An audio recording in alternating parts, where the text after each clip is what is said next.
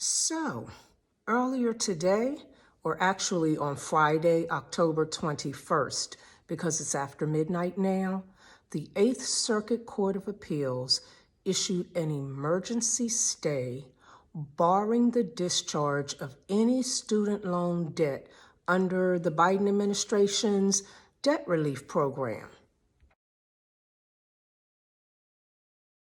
Now, a number of conservative states and other groups have filed lawsuits challenging the student loan forgiveness program, but this particular case was filed by 6 states. And those states are Nebraska, Missouri, Arkansas, Iowa, South Carolina, and Kansas.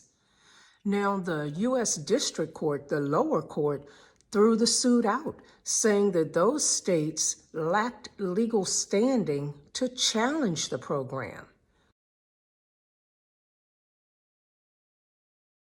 But now, the Eighth Circuit Court of Appeals has held otherwise and issued the emergency stay until the court can actually rule on whether a longer injunction should be granted.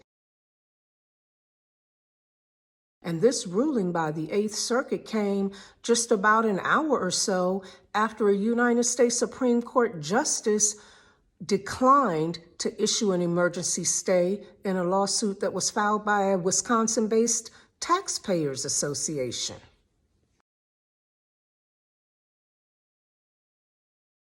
Now, the newspapers are reporting that the Congressional Budget Office calculated that the student loan forgiveness plan will cost the government about $400 billion.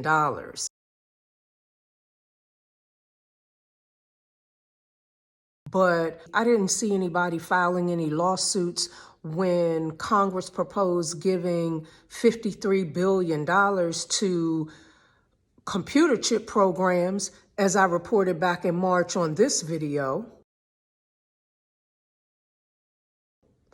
or when Congress proposed giving a $10 billion bailout to a Jeff Bezos company, as I also reported back in this video. But whenever it's time to help the people, there's a problem. Now, the White House has pointed out that 22 million Americans have already applied for relief under the program, and they're saying that even though this stay has been granted, it doesn't prevent people from continuing to apply for loan forgiveness, and it doesn't prevent the administration from continuing to review and process those applications. I am disappointed but not surprised, because our government hardly ever does anything for us. And on the one occasion when it finally does decide to do something, a court has to jump in and agree that, oops, maybe not.